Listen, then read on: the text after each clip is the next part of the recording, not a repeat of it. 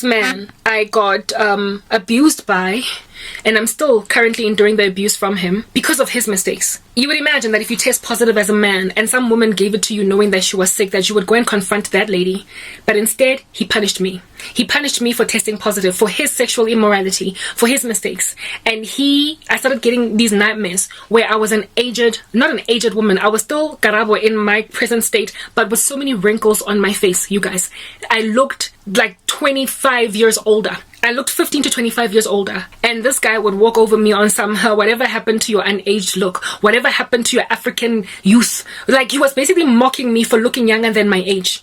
I'm 38, and one of the things that this guy loved about me was the fact that, my goodness, like, she looks nothing like her age. I look super young for a 38-year-old woman, and that's just something that comes part and parcel with usually black people, but especially when you're in Africa, somehow we just like are vampiric in the way that we age, right?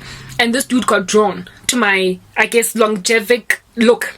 He got drawn to the fact that I am closer to age to him, so I'm not going to consider him a sugar daddy or some like kesla that's all up in my grill, but I also look young enough to be, it's like I was a fetish. I looked young enough to be 25. So being like a 40-something-year-old man that's got a 25-year-old is a flex. Do you understand? It's a flex for many men. A little bit of a Hugh Hefner flex. And he wanted a Hugh Hefner vibe where he got to have a little bit of a playmate. Remember, I told you guys that I was very sensual. I was dancing in a particular way. My butt was all over the show jiggling. I was twerking. And he was the kind of guy to be intrigued by such women as these. And so to him, it was like I was a combination of everything. I was literally a fetish, a wild fantasy where I was like a combination of virgin and pure, but also freak in the bed. Yo, Lord have mercy that any man ever would gaze upon me like that.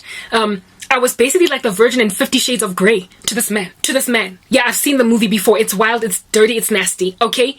I was basically like the virgin in 50 Shades of Grey. Like somebody who is pure, right? Somebody who has never had sex. And come on, man. Oh, goodness, like my life is so hard. Somebody that,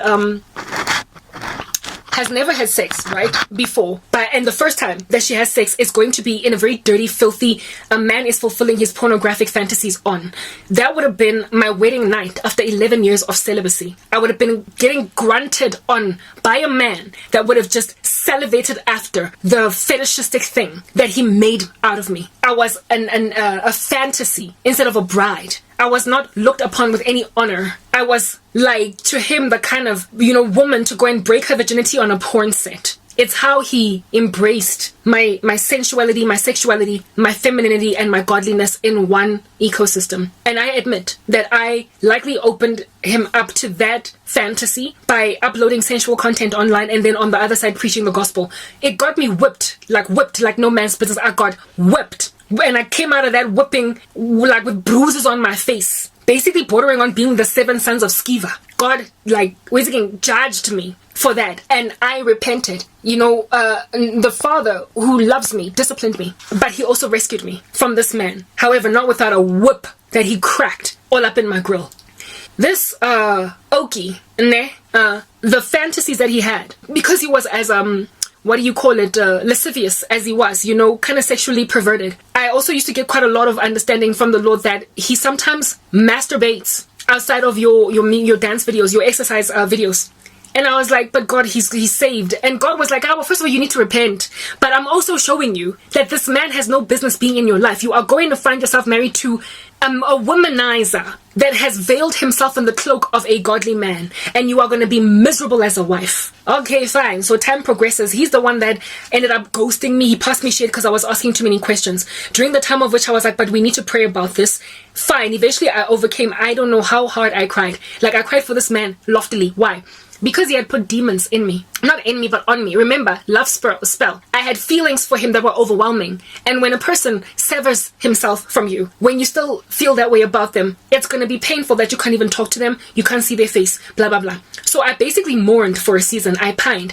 And over time, as I was praying, all of a sudden, that pining and that mourning, it was lifted like that. Now, a woman that mourns a husband, it takes time, Yana, for you to alter. It's a gradual, weaning off the mourning that you endure over a couple of years. You don't just all of a sudden overnight. One day you were crying for your husband, tomorrow you've forgotten that he was ever in your life. You don't even care that he ever lived. Well, I moved on from that guy like that. It was like night to day. I was all of a sudden mourning and groveling, and then something in the spirit broke because I was in prayer and I was in fasting and I had repented. And then one morning I woke up and I couldn't care less what he does for a living, for a life. Whether he lives, whether he dies, whether he rises or sits, I don't care. Like, I went from pining and mourning over what I imagined was lost love to realizing that I was dumb. And to this day, I am still like, what was I thinking? What was I thinking? That is ikorobela yenu.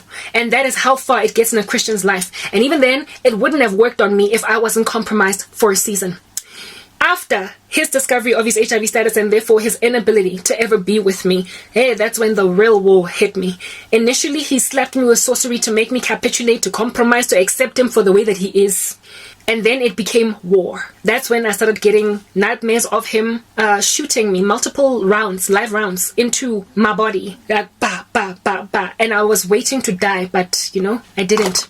One dream I woke up to recall that he was holding a pistol after firing it. It was basically a smoking gun at this point, and he kept on hitting it. Like, when something doesn't work, like you hit a TV because there's no signal. He kept on hitting his gun like that on some, why isn't it working? Why isn't it working? Because he would shoot live rounds and I would come back and I would upload content. I would still be alive. I would be well. He then got frustrated by the fact that he put a spell on my face to age prematurely.